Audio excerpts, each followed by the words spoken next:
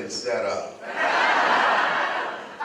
John Malott is the man. Let's give him a tremendous picture, please. Give John Malott a standing ovation. Yes, I'm backstage. I said, who is that up in here, up in here? You know, I tell you, his energy, his passion, his love, and his style just resonates with me. And I was backstage just watching, I was just mesmerized with his presentation. And that's how you create momentum. Now, my voice is going in and out. I don't know if they needed another battery for this, but we'll check and see. But, John, this is my first time. I said, can somebody else go up next? So when he came backstage, I said, I'm not worthy, John.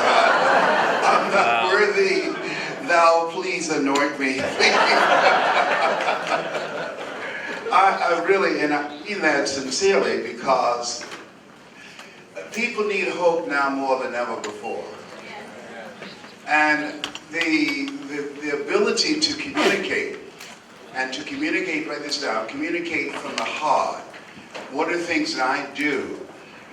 Teach and train people how to communicate from the heart. Because when you communicate from the heart, words spoken from the heart, in the heart. Does that make sense? Now, one of the things that I'd like to do is share with you some things that I have learned over the years. I feel that it would be of value and benefit to you right now. This is Dr. Julie Van Putten. She is a powerful speaker, MD, PhD from The Ohio State University. Only 1% of doctors are MD, PhD, and she has both of them. And so I just give her a round of applause.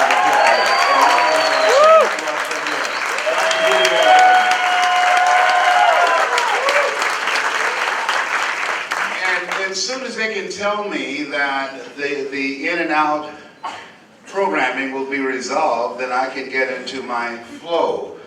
But in the meantime, while they're working on that, did it go out again? Yeah. You know what? John, where are you?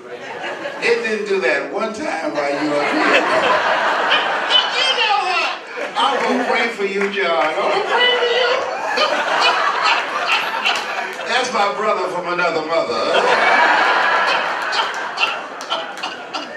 But I'm glad, because at least I can say, I was going to take him out, but the microphone.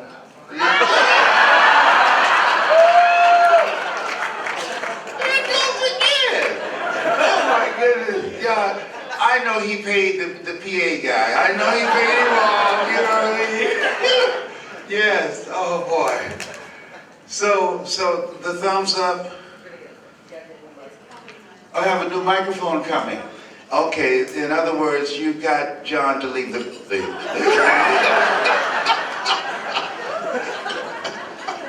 Okay, so let me just go ahead on and just ad-lib until they bring up the so-called new microphone. Whatever.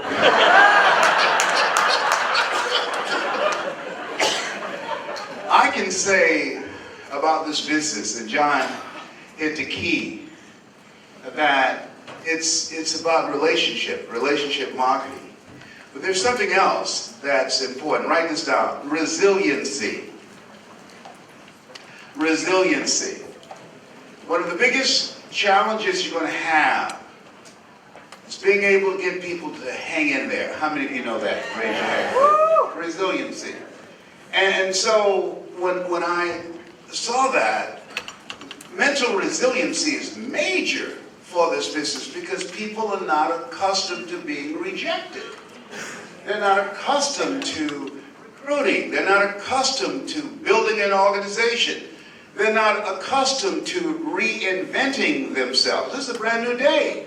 And so part of it, you're going to see when you come out, my son, two of my sons here, Patrick Brown and John Leslie. Raise your hand, John Leslie. Yeah,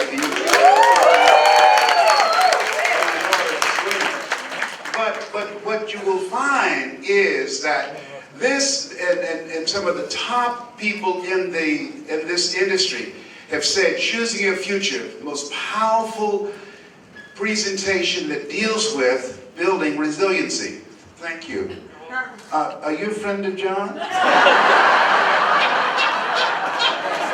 you're a friend of mine, all right? Yeah. So make sure that you do not leave. You got a limited number of those of choosing your future and 4 stages to greatness.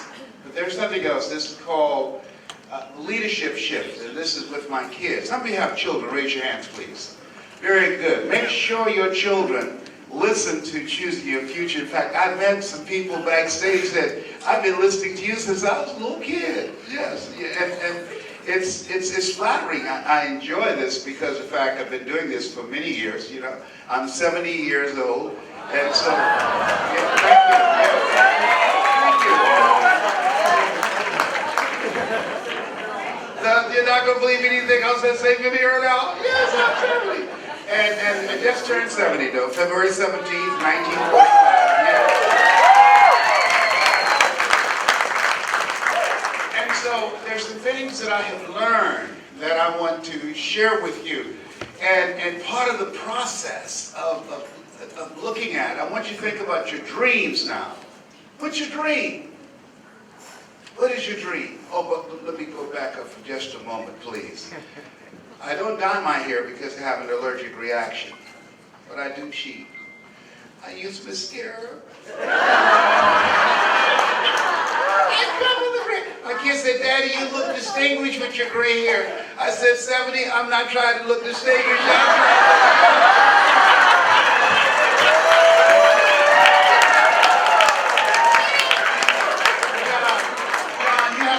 Strong self-esteem to do this. You understand what I'm saying? But you're going to need a paintbrush, all right?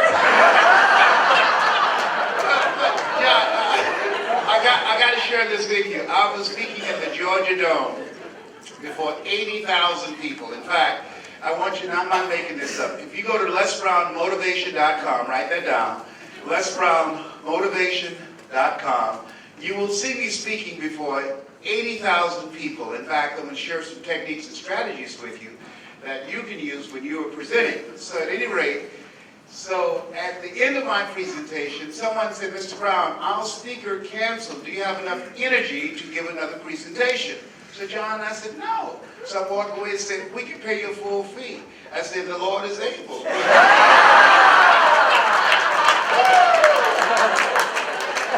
People say money won't make you happy, but everybody want to find out for themselves.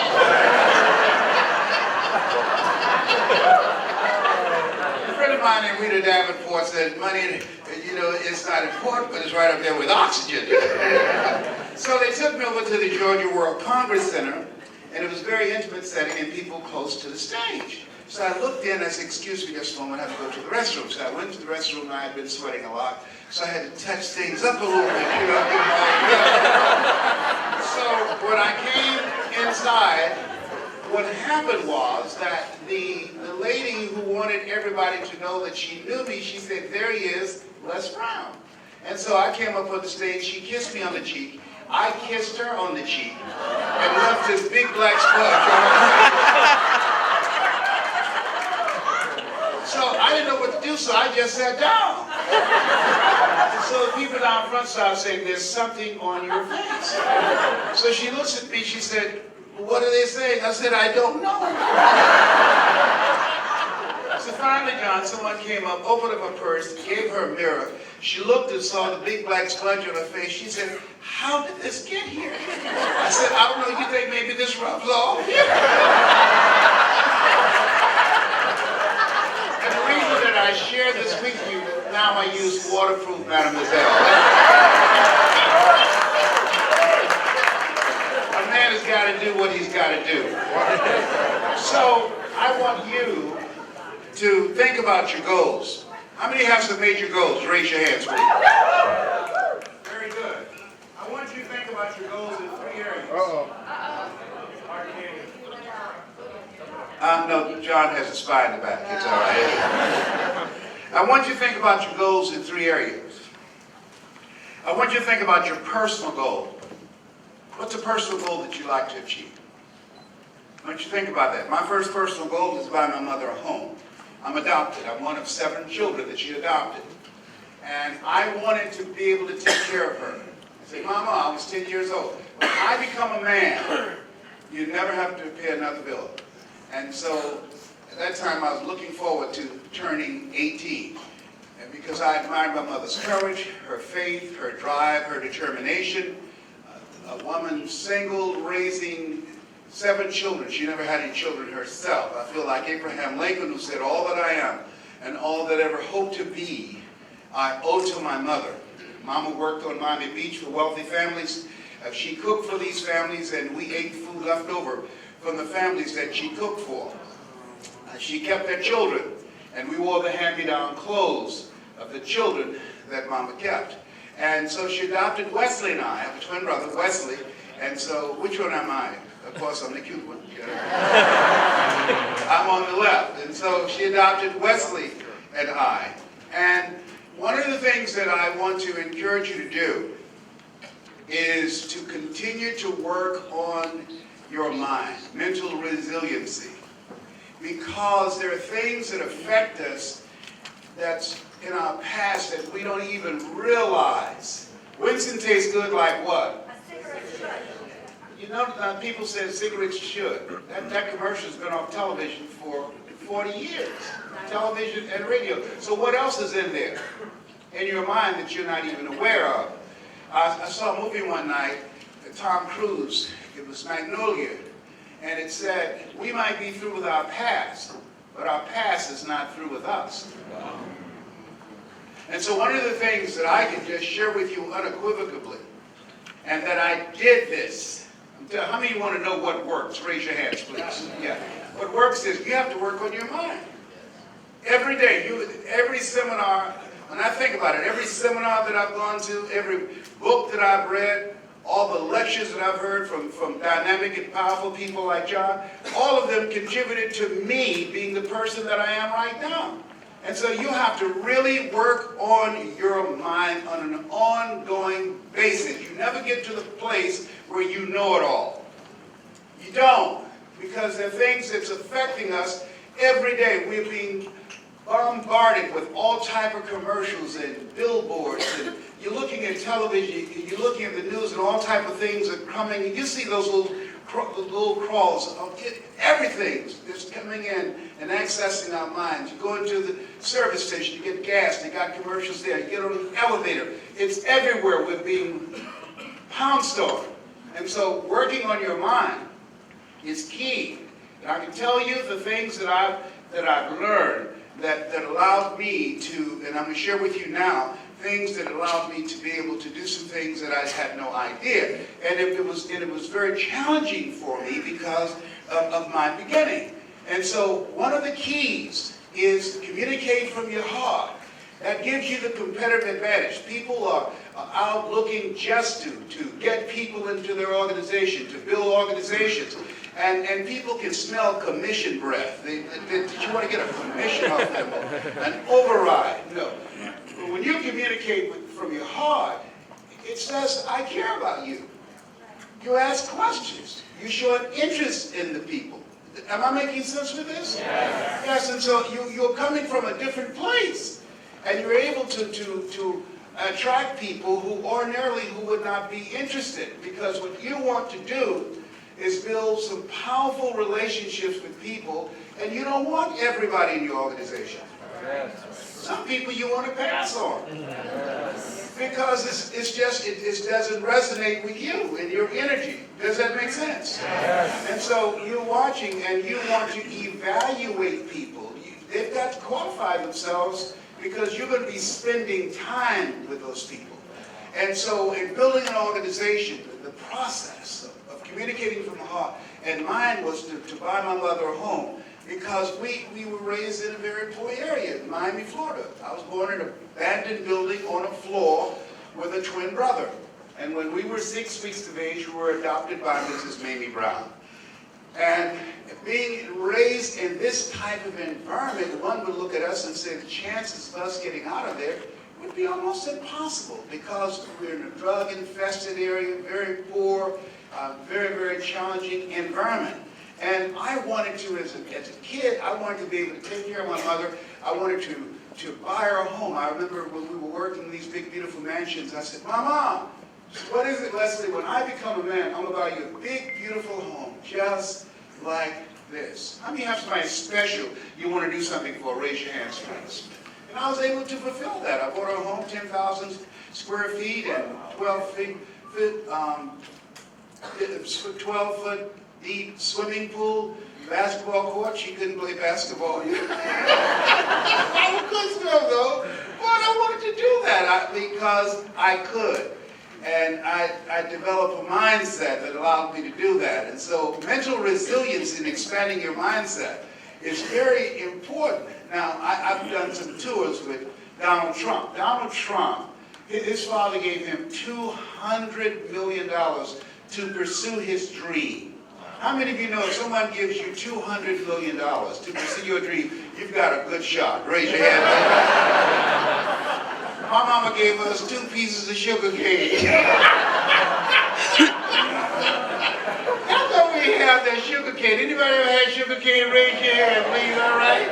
Yeah, you're going to go get some sugar cane when I get through, all right? And so, that's what I had to do. I want to ask a question before I move further. If you had to be coached by me or Donald Trump on how to earn your first million, who would you want to teach you how to do that? Yeah. Why? I earned it. I earned it. It was not given to me. I earned it. And the great thing about this business that you're in, and with the kind of leadership that you have with John and other leaders, they're going to teach you the skill set and the mindset that will allow you to earn millions and to be able to impact the lives of thousands and millions of people. And as you think about your goals and dreams, let us say together, it's possible. It's possible. Yes, I want you to think about someone that you want to do something special for. I want you to think about your financial freedom number. You need to be clear what that is. What is that figure for you that once you earn that you'll be financially free? It would alleviate a lot of stress. I can tell you, it's a wonderful feeling not to owe anyone. It's a wonderful feeling. And so I want you to think about what that number is. Next thing is I want you to think about your legacy. The reason I have my children here is because of the fact that we have things that we want to contribute to. One of the packages you have, one of the causes you support, I believe in. My mother was a 22-year breast cancer conqueror. And so I think that Horace Mann had a point when he said that we should be ashamed to die until we've made some major contribution to humankind. And so I am who I am because of people who took time with me, people who contributed to me. I'll never forget a gentleman, I eulogized him just a few months ago when I first met him. I'll never forget, I was a junior in high school. He said, young man, go to board and work this problem out for me. Oh, sir, I can't do that. Why not? I'm not one of your students. Look at me, yes, sir. Go to the board and work the problem out anyhow. I said, I can't, sir. The other students started laughing. I said, he's Leslie. He's got a twin brother, Wesley. Wesley is smart, but he's DT. He said, what's DT? He's the dumb twin. And the students erupted in laughter. And I said, I am, sir. And he came from behind his desk. He looked at me. He said, don't ever say that again. Someone's opinion of you does not have to become your reality. And that was a turning point in my life. On one hand, I was humiliated. But on the other hand, I was liberated because he looked at me with the eyes of Goethe, who said, look at a man the way that he is, he only becomes worse. But look at him as if he were what he could be, then he becomes what he should be. And so I learned some strategies and things, and we don't have enough time to go through all of them. But what we will do is go through some areas that will have some benefit for you right now. So one, I said, resiliency, mental resiliency. Being able to take the no's and the rejections, but also being able to expand your mind to do other things. There are things that you can do that you don't even know now. I don't know you, but here's what I know about you. You have something special. You have greatness within you. You have the ability to do more than you can ever begin to imagine. If anybody just told me, I just finished speaking in Switzerland and Germany, in Tokyo, Japan, and 25,000 people in Poland. If anybody told me, given my circumstances, given my beginning, if both my birth parents came in here right now and said, hello, son, I would not know either one of them. If anybody told me that the steps and the processes of things of restructuring your thinking, write this down, restructure your mindset. Because the mindset that we have is a mindset that's been given to us. Be ye not conformed to this world. Be transformed by the renewing of your mind. And that's an ongoing process that allowed me to be able to earn more in 1 hour than 90% of the Western world earn working for 6 years. And I don't tell you that to impress you, but to impress upon you the value of taking the time to listen to things that will begin to restructure your thinking. Most of us are living a life of mediocrity because of the fact that we have so much head trash that we expose ourselves to, and that we don't even realize how it affects us and how we show up in life. And so, how many of you know people that you introduced this business to and they said no? Raise your hands, please. Guess why? Because of their head trash. They're suffering from possibility blindness. They can't see what you see. They don't know that 10 years, less than 10 years from now, 1/3 of the jobs, the Ratner reports, 1/3 of the jobs will be gone, replaced by technology, mechanized intelligence, computers. 1/3 of the jobs that people have. And so they don't realize that in order to become successful and to have financial security, you've got to be willing to reinvent yourself. You got to become a different kind of person. You got to die to who you are now to give birth to who you can become. Does that make sense? Yes. And so I'm saying to you, as you work on yourself, things happen for you that you can't even begin to imagine. The other thing is, I'm going to share something with you. You have a story. You have a story. And your ability to tell your story about this business, what attracted you to this business, is key to your success. Your ability to speak from the heart and to share with people why you're here, why you're involved in this. What is it about this that attracted you? What was it? As you think about that. And as you think about that and speak, and I'm going to share with you techniques and strategies, because I'm going to switch now as a speech coach. Write this down. Never make a point without a story, and never tell a story without a point. Never make a point without a story. When I told you about my mascara, I said the reason I told you that because I now use waterproof mascara. Never make a point without a story, and never tell a story without a point. And so what most people do is that they advance on someone and start telling them about how good the product is. Write this down. When you're doing a presentation, one-on-one, small groups, large groups, people are asking 3 questions in their minds. Here's number 1. Who are you? That's number 1. This is why it's important to know how to tell your story succinctly so that you can develop a level of credibility. Who are you? What do you have? And why should I care? Who are you? People do business with people they know, like, and trust. So now, in that critical point, in that short time, you've got to share with them who you are, what you have, and why they should care in order for them to feel comfortable with you to want to become a part of this. Does that make sense what I'm saying right now? Raise your hand if I'm making sense to you right now. All right, I'm watching the clock. I want to move faster, so I want to skip through some things. So So as you look at yourself, you look at your goals, the ability to share that can allow you, and something else that John does, and watch him very closely because he's one of the best presenters on the planet. Your ability, I can tell you based upon my own experience, to speaking before small groups, talking to people one-on-one, learning how to communicate from the heart. Trust me on this. It's the most powerful tool you can have. Most powerful tool. Because I was involved years ago in Holiday Magic. You don't know that. That's one of the first multi-level marketing organizations. Dare to be great. Best line products. My doing small meetings. My showing up when no one else showed up. My watching a guy named Bob Boyd and other presenters and Bill Bailey. It helped me to grow as a person, and it allowed me to have the key to my own future. When I was in 5th grade, I was labeled educable mentally retarded and put back from the 5th grade to the 4th grade. I failed again when I was in the 8th grade. Have no college training, but Mr. Washington, he said to me, Mr. Brown, he said, develop your mind. You don't get in life what you want, you get in life what you are. Mr. Brown, practice and write this down, OQP. OQP, only quality people. You earn within $2,000 to $3,000 of your closest friends.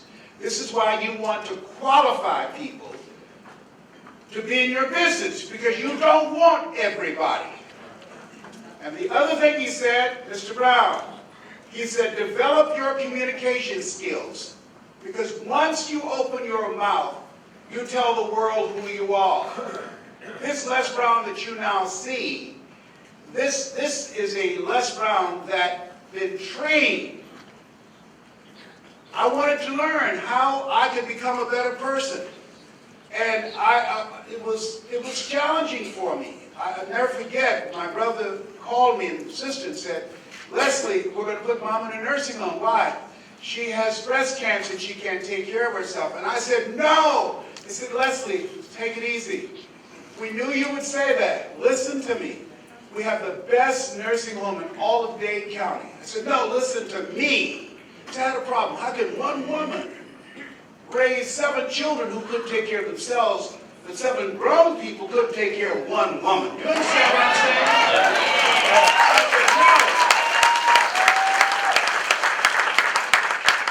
I resigned from the Ohio legislature. I was just elected to my 3rd term as chairman of the Human Resource Committee. I'm telling you, how many of you like to make a difference in your community? Raise your hands. Very good. I'm telling you, it makes all the difference in the world. I became a radio personality, and I'm going to share with you how I used that story to influence and to impact millions of people around the world. And so, write this down. Get a coach. You've got to have somebody in your life who can see what you can't see. Michael Jordan was a championship player, but he didn't win a championship until Phil Jackson came along. Am I right? Muhammad Ali said, I'm the greatest, but he never won a championship without Angelo Dundee. So you got to have somebody in your life who can see what you can't see. And so this guy, this is the reason that you see me now. His name is Mike Williams. Get his book. You can get it on Amazon. The Road to Your Best Stuff. I wrote the foreword to it. He saw me walking down the hall at the radio station, big afro and dashiki, and he said, hey, Brownie. I said, yeah. He said, man, you're more than DJs. Yeah, all right. Let's go. Let's go big, baby, you know. And so this guy, he kept telling me I could be more than a disc jockey. I was #1 at WBKO radio station in Columbus, Ohio, morning personality. And he talked to me about doing other things, speaking to organizations, clubs. I was speaking in prisons and juvenile detention centers. He said, you can speak for AT&T, Procter & Gamble, McDonald's Corporation, General Electric, IBM. I said, me? Come on, Mike. I don't have any college training. I never worked for a major corporation. He said, Brownie, all of us are born the same way, dumb, naked, and speechless. You can learn. And so as a result of that relationship, He expanded my vision of myself. I began to promote concerts. That's me standing in the back. And we brought these little guys to town. Shake someone's hand on your right and left and say, you have greatness in you. Do that right now. Say, you have greatness in you.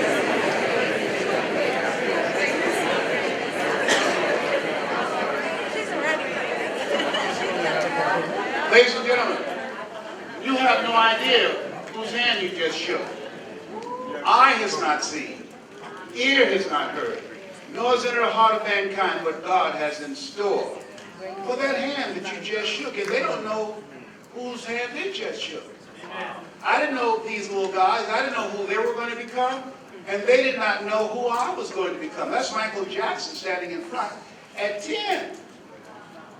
And so when you think about potential, that you have something special, you have greatness within you. When you're pursuing your greatness, you don't know what your limits are, so you act like you don't have any. And part of being a part of this organization, it's going to challenge you. It's going to stretch you. You're going to discover a part of yourself that you don't know right now. You've got to be willing to die to who you are to give birth to who you can become. And this is hard business. Write this down. H-A-R-D and H-E-A-R-T. Hard. It's hard business. H-A-R-D. All right? And then H-E-A-R-T. I didn't do what I'm doing now for 14 years because I thought it would be hard for me to learn how to dress like the people in corporate America, how to speak the language, to adjust to the culture. I didn't think that I can compete and make myself a credible resource for people with PhDs and MBAs, and I didn't have any of those credentials. And so I didn't do it because it would be hard. Then Mike said, and this is something, write this down, if you do what is easy, your life will be hard. But if you do what is hard, your life will be easy. See, a lot of people are going to drop out because it's easy to say, oh, this is some pyramid scheme. It's easy to point out all the shortcomings. It's easy to say, I tried and it didn't work. It's easy. Yeah. And so I was willing to challenge myself. That's a different guy there. Les Brown, elected from the 29th House District, beat a 22-year incumbent. I had no idea that Les Brown was in me. There's more in you than you can ever begin to imagine. But what is your why? I wanted to take care of my mother. And so when I resigned from the Ohio legislature to go to Miami, my brothers and sisters thought I was crazy. Leslie, you've been up there for 18 years. You've just been elected for the third term. They're grooming you to run for the Senate and to Congress in statewide office. You're going to walk away from all of that? What will you do? I said, I will figure it out. Let me share something with you. Don't ask yourself how you're going to do it. How is none of your business. Lean not unto thine own understanding, and all thy ways acknowledge him, and he shall direct thy path.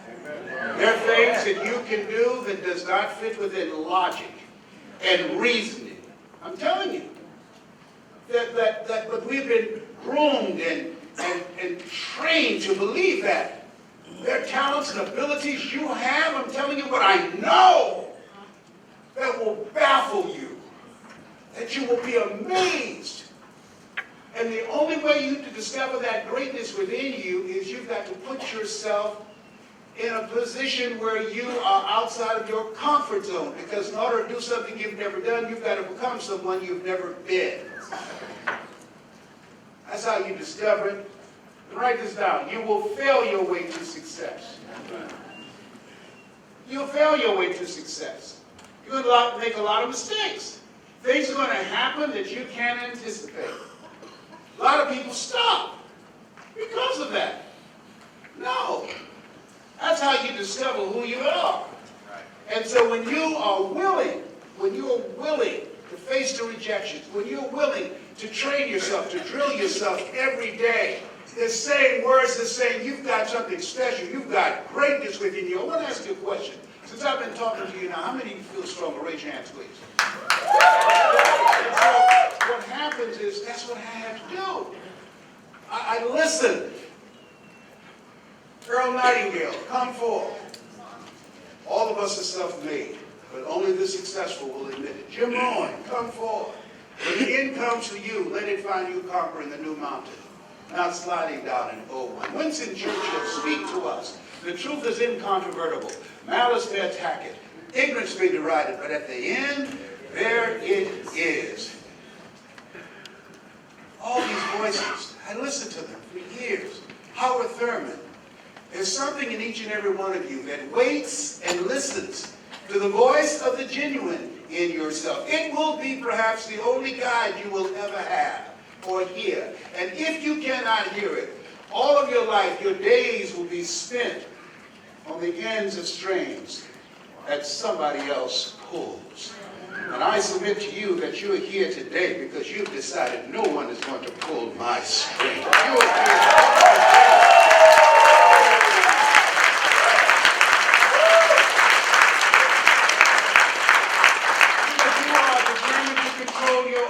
You are here today because you are different. One great American said, I choose not to be a common man. It's my right to be uncommon if I can. I seek opportunity, not security. I do not wish to be a kept citizen, humbled and dulled by having the state look after me. I want to take the calculated risk, to dream and to build, to fail and to succeed. I refuse to live from hand to mouth. I prefer the challenges of life to the guaranteed existence, the thrill of fulfillment to the still calm of utopia. I will never cower before the master nor bend to any threat. It's my heritage to stand erect, proud and unafraid, to face the world boldly and say, this I have done. You're here because you are uncommon in pursuit of your dream and your greatness. Give yourselves a round of applause.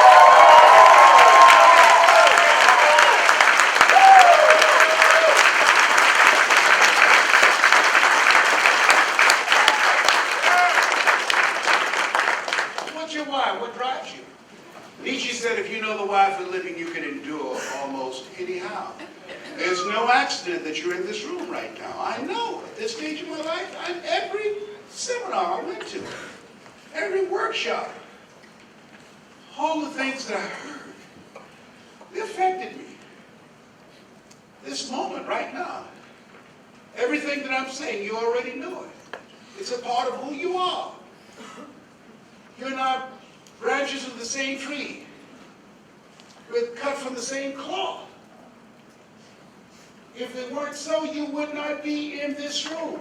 This is a moment for some of you. Some of you couldn't afford to be here. And then a part of you knew you couldn't afford not to be here. And you showed up. You showed up for yourself. You showed up for your dream. And so, Mama's gone. So these are my kids. As John Wesley just said, I'm the youngest. So they speak, they trade, they're authors.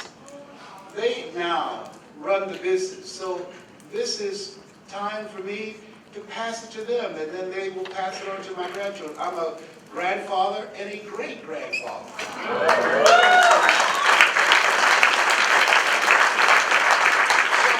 you have to look into the future and say, what is it that I'm creating? You know, Jacqueline and Ashley said, if I earn all the money in the world and my kids don't amount to anything, what have I done? It's not what you put, it's not what you give your kids, it's what you put in your kids that makes all the difference in the world. Write this down. Create partnerships. I saw Dr. Norman Vincent Peale, and I admired him. He wrote the book, The Power of Positive Thinking. I admired him because of his oratorical skills and how he spoke from this diaphragm. You have the ability to do more than you can ever begin to imagine. You have been stopped because of the negative thoughts that you have embraced. You have the power to change that. I never forget, I was backstage in Chicago, and he was up in age, a young guy said, Dr. Peale, how old are you? He said, Sonny, I'm 92.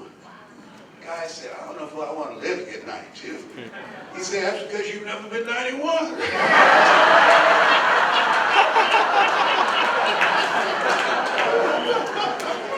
Thank you. And so the thing is that, but I wanted to write this down. Relationship capital. Relationship capital. This is why you don't want everybody in your business. You want to evaluate them and see if they possess the qualities that you're looking for. You look at them and observe them.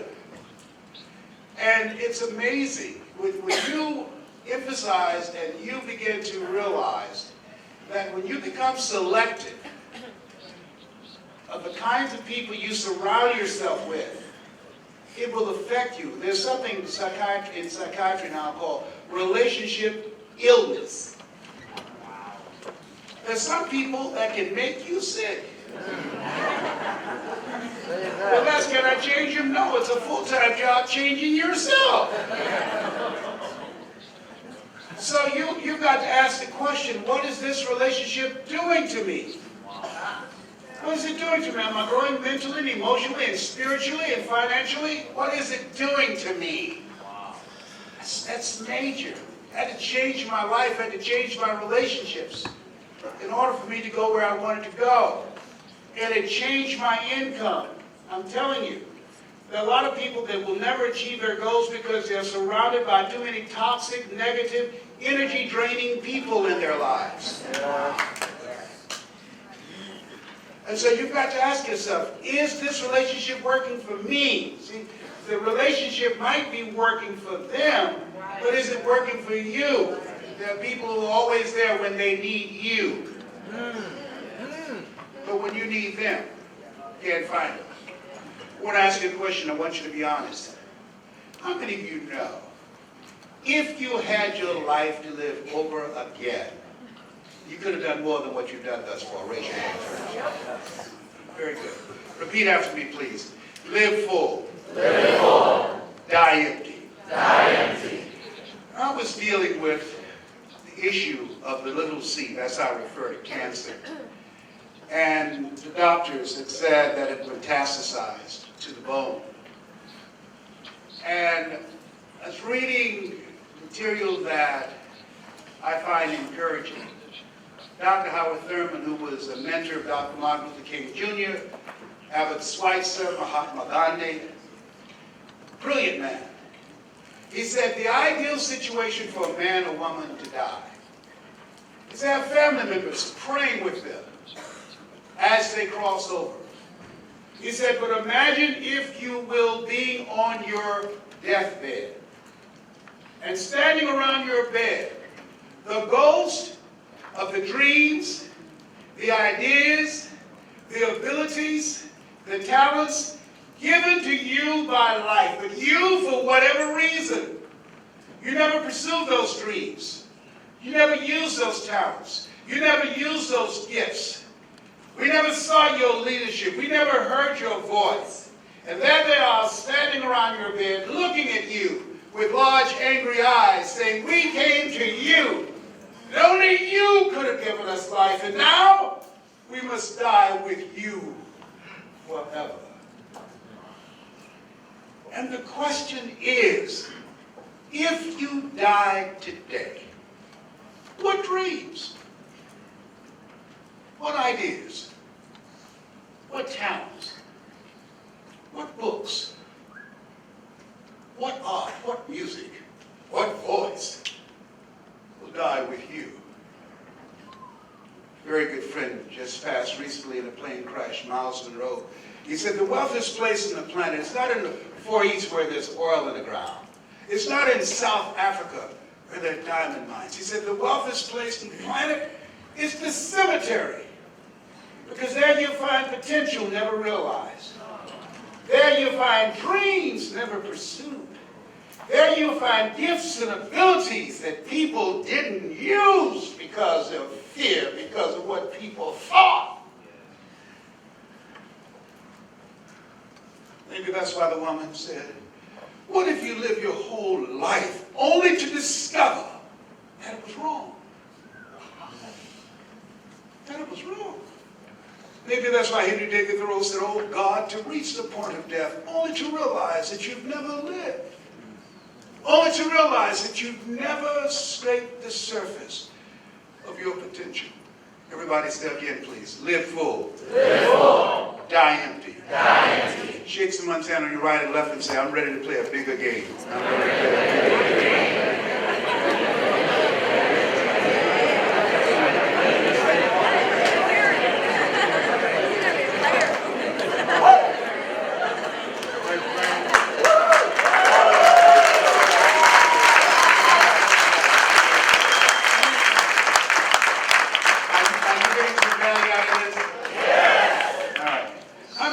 College education, raise your hands, please.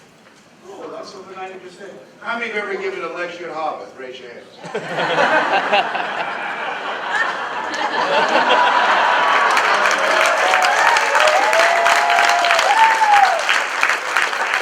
Take someone down on your right and left and say, that's on my list now. That's on my list.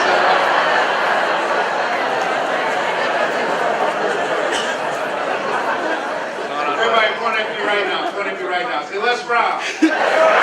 If you can do it, I can do it. I can do it. If when you say I can do it, I want you to say it with conviction. Point at me again. Say, Les Brown. If you can do it, I can do it. And I see that for you. I want to do one thing. If you don't do anything else, I want you to do this. This is very important. Pull up your right index finger, please. Put it in your ear. Listen to me. You have something special. You have greatness within you. You're in this room because this is your time. This is a breakthrough moment for you. You have the ability to do more than you could ever begin to imagine. There are people waiting for you, waiting to hear your voice. They're part of your spiritual tribe. You have the ability to move and motivate and inspire people to pursue their greatness. This is a new beginning. This is a new day for you. There are $1 million ideas in you that's ready to be birthed. Take your finger up now. The reason I had you to do that, I didn't want it to go in one ear and come out the other.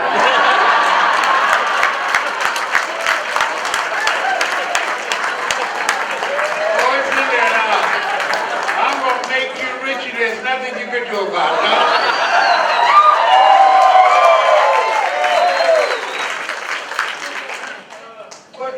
I spoke there 4 times, and I've got a fifth invitation to go there and lecture. And I remember the first time I was so intimidated. And Mike was with me. He said, Les, why are you nervous? I said, I'm at Harvard, man. Mike? He said, Les, they came to see you. You didn't come to see them. That's why it's important to have someone who can see some things in you that you can't see in yourself. And so I've had nationally syndicated television shows. I've won all kind of awards. And how many of you ever heard Toastmasters? Raise your hands. I won their Golden Gavel Award, Toastmasters, one of the highest awards for the National Speakers Association. And they select the top 5 speakers in the world. Now I want you to remember those little boys. They were holding the sugar cane. It was General Norman Schwarzkopf and Leon Coker, Robert Schuller, Paul Harvey, and you see that little guy there. They used to hold that sugar cane, you know. Shake someone's hand on your right and left and say, I'm ready to go big. I'm ready to go big.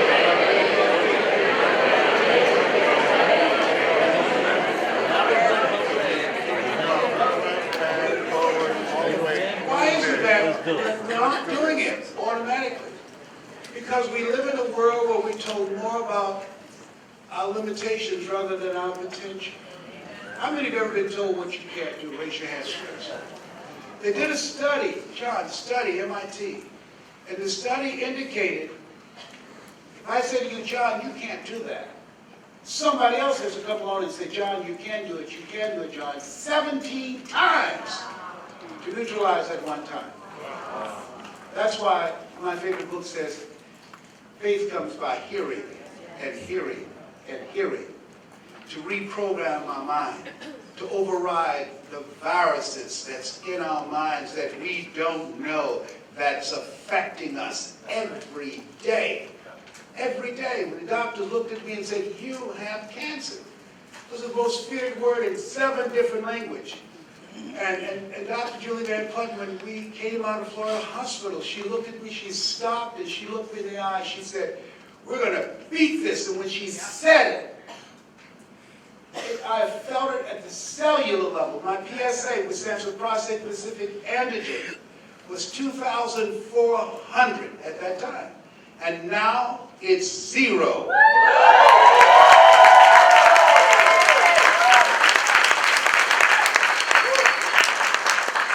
So write this down. Surround yourself with people who see it for you. She saw the healing for me. She spoke. And when she spoke, I felt it and I believed it. And many times people never achieve their goals because they have too much negative energy around them that's buying into the conversations that they hear. No. In fact, I don't believe the doctor should tell people that they're terminally ill. I think what they should say is, "My knowledge and ability to help you has terminated." And now you need to explore some other options. Does that make sense? Yes. Now, so as you look at yourself, look at your goals, put your hand over your heart, put your right hand over your heart, please. Let us say together, "This is my time. This is my time.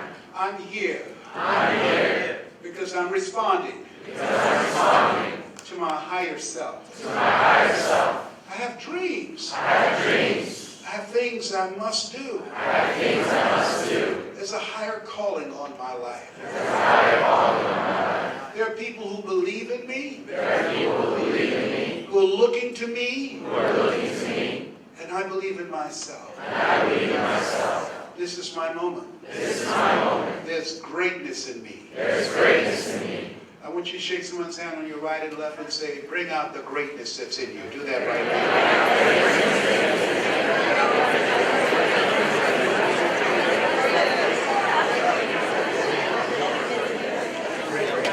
I want to share with you the power of a story. The power of a story. Mike said, "Brownie." Yes? You left Ohio. You're down there taking care of your mother. Yes, I admire that. He said, "What's your next move?" I said, "I'm not sure. My brothers and sisters told me I was stupid for doing what I did." He said, "Think, Brownie, think. You always challenge me to think. You want people in your life who will hold you to a higher standard and who will challenge you to think." And he said, "Brownie." I said, "Yes." "You got something, man." I said, "I do? Yeah." So what I have? "Hey, you got a story." Why don't you write this down? "My story has value." "Yes, your story has value." I said, "What do you mean? How did you get in radio?" I said, "I went. Mr. Washington asked what I wanted to do. I told him I wanted to buy my mother a home. He said, 'How are you going to do that?' I said, I was going to go into radio. I was going to become a disc jockey." He said, "What happened?" "I went to the radio station to apply for a job. What happened?" He said, "Well, the man told me no." He said, "What happened then?" I went back the next day. He said, "Why'd you do that?" Because I was serious. He said, "What happened then?" Told me no. Said, "What'd you do then?" I came back the next day. He said, "The man already told you no twice." I said, "I know, man." I said, "But I was hungry." And he said, "What happened?" He told me no. I said, "Brownie?" He said, "Brownie, that's your story." "That's my story?" "Yeah. All you need to do now, I'm going to show you how you can tell this story." And write this down. And create value and experience for an audience. When you're speaking to someone on the telephone, one-on-one, small groups, the key, as you tell the story about yourself, the key as you tell the story about the company and the products, is to create value for the person that's on the telephone. Create value for them. And so that they can see themselves in the story and take ownership for the story. And so, with the coaching, it changed my life. Everybody repeat after me, please. You got to be hungry. You gotta be hungry. Mr. Washington said, what do you want to do, young man? Sir, I'd like to buy my mother a home. How do you plan to do that? I'd like to become a disc jockey. He said, you got to be hungry. I said, what do you mean by that? He said, people that are hungry are unstoppable. People that are hungry are relentless. People that are hungry believe that they can achieve their goals and they work on themselves. Mr. Brown, I said, I'm hungry, Mr. Washington. All my life, people compared me to my brother. Always. And my sister who graduated from the University of Miami. And because it takes me longer to learn things than most people, they always made fun of me. You're the only person that just looked at me as a person. You never called me dumb, you never called me stupid, you always made me feel special. And I believe I can do this. He said, good. He said, I want you to continue to work on your mind. Practice OQP, only quality people. And be conscious of your conversation. Speak from the heart. Be conscious of how you relate to people. I said, yes, sir. And then I came a few weeks later. He said, I've done all I can do for you. It's on you now, Mr. Brown. Go out into the marketplace. I went to WMBM radio station on Miami Beach. Milton Butterball Smith was the program director. Hello, Mr. Butterball. How are you, sir? My name is Les Brown, sir. I like to be a disc jockey. Young man, you have your journalism in your background? No, sir, I don't, but I practice all the time, and I visualize, and I see myself behind the microphone. Let me audition for you, sir. Let me show you how good I am. All I want is some shots, sir. He said, I'm sorry, we don't have any job for you. How many of you have been rejected? Raise your hands, please. I was devastated with rejection. I went back and I said, Mr. Washington, they said no. He said, don't take it personally. Most people are so negative, they have to say no 7 times before they say yes. He said, you got to be hungry. Go back again. I went back again. Hello, Mr. Butterball. How are you, sir? My name is Les Brown, sir. I like to be a disc jockey. I know your name. Weren't you here yesterday? Yes, sir, I was. Didn't I tell you no yesterday?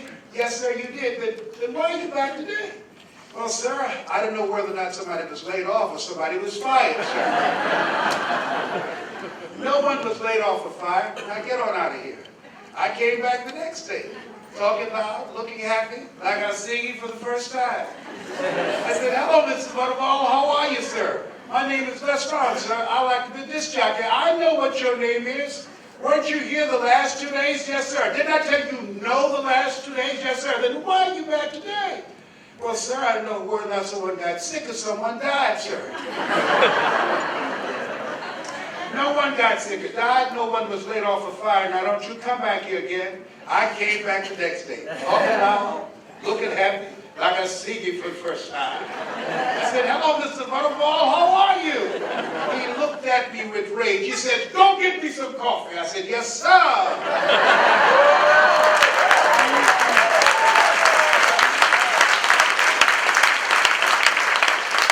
My favorite book says, the greatest among you will be your servant. How many of you are serious about reaching your goals? Raise your hands, please. Very good. Write this down. Provide more service than you get paid for. Woo. Provide more service than you get paid for. John was right. It's relationship marketing. Get to know the people. Ask them key questions. Find out their dreams. What is it that motivates them? What is it that keeps them up at night? What is it that excites them? What do they want? Who are they? Let them know who you are. And so I became the errand boy for the disc jockeys. I'd go get their lunch and their dinner. I just tried to get my foot in the door to let them know who I was. I wanted to be a go-to person. And then I found out something. When you are willing to give of yourself, when you're willing to give before you ask, people begin to look at you differently.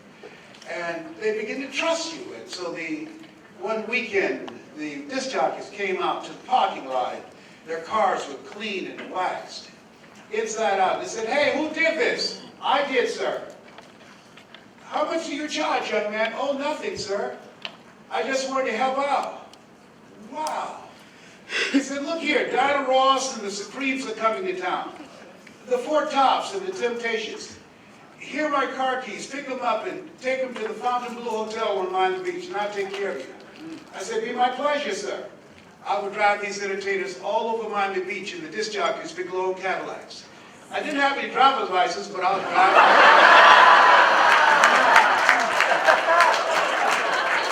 Then one day, it was a Saturday afternoon, a disc jockey by the name of Rockin' Roger was drinking while he was on the air.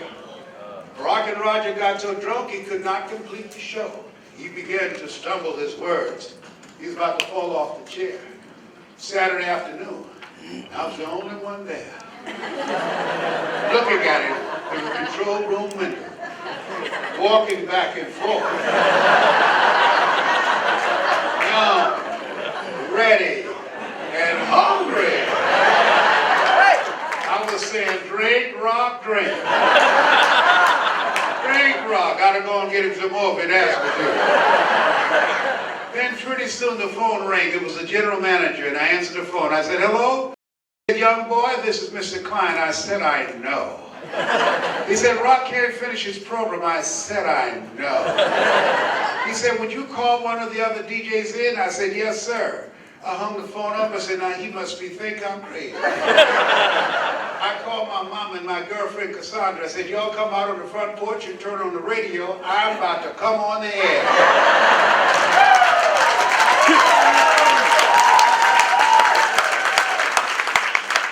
I waited for about 20 minutes and I called him back. I said, Mr. Klein, I can't find nobody. He said, young boy, you know how to work the controls? I said, yes, sir. He said, go in there and segue the records. Don't you say nothing here. I said, yes, sir. I couldn't wait to get old Rock out of the way. I put on a fast record. I said, look out, this is me, LB, Triple P. Les Brown, your platter playing Papa. There were none before me, and there will be none after me. Therefore, that makes me the one and only. Young and single and love to mingle, certified, bona fide, duly qualified to bring you satisfaction and a whole lot of action. Look out, baby, I'm your love man. I was hungry.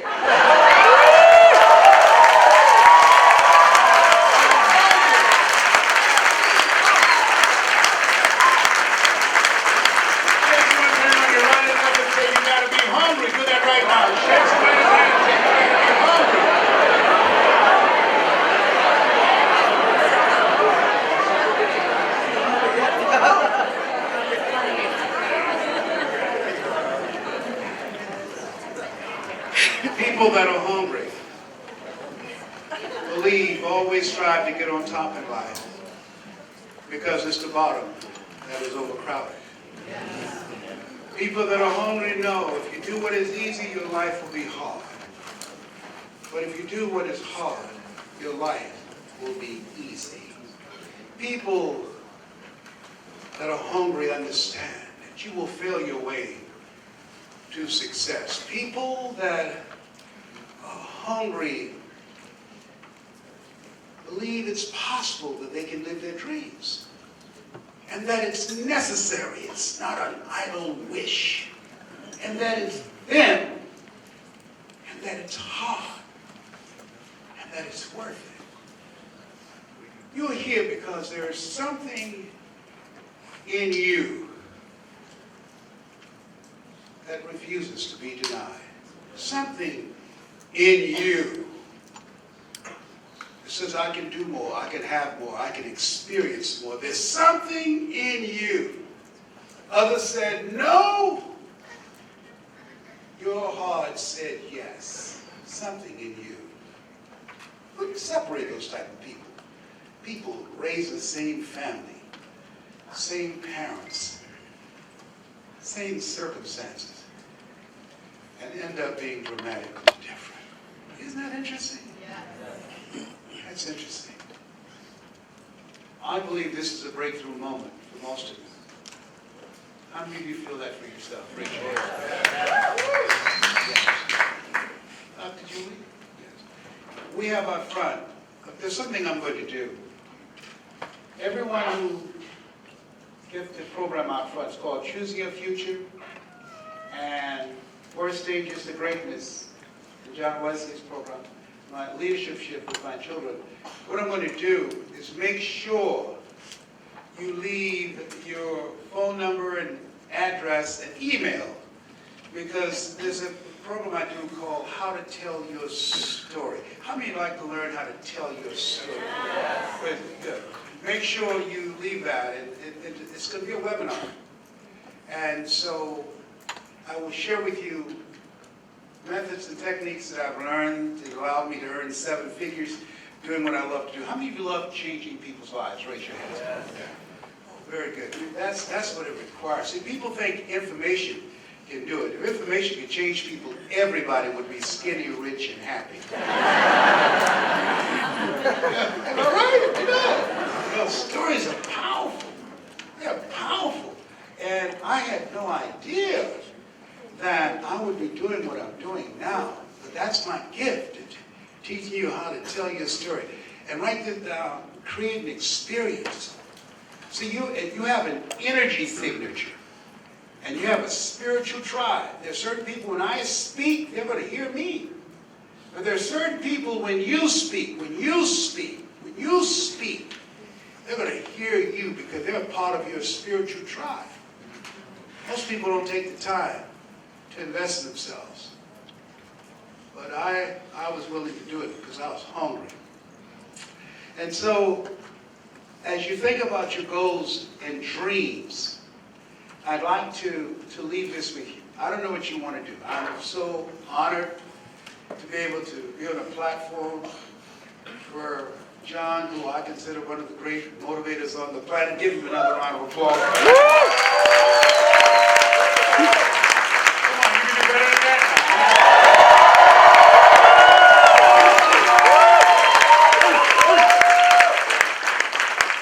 I love and admire you. I'm so glad it's our first time, this beginning of a long friendship. Appreciate you. And I love the energy in this room. I like to leave this with you. Don't lose the hunger for new life. There's no accident that you're in this room. Listen to your heart. Where your heart is, there your treasure is also. And I like to leave something with you that my mother used to love to hear me say. Leslie, yes, ma'am, Mama. Say that thing for me, boy, that makes me feel good. And I'll see you out front with my kids at the table. And make sure you leave your information so you can be on this webinar. It's going to change your life. Cover a lot of things that I couldn't cover now. But I want to leave this with you that Mama loved. Say it, Leslie. Yes, ma'am, Mama. I will.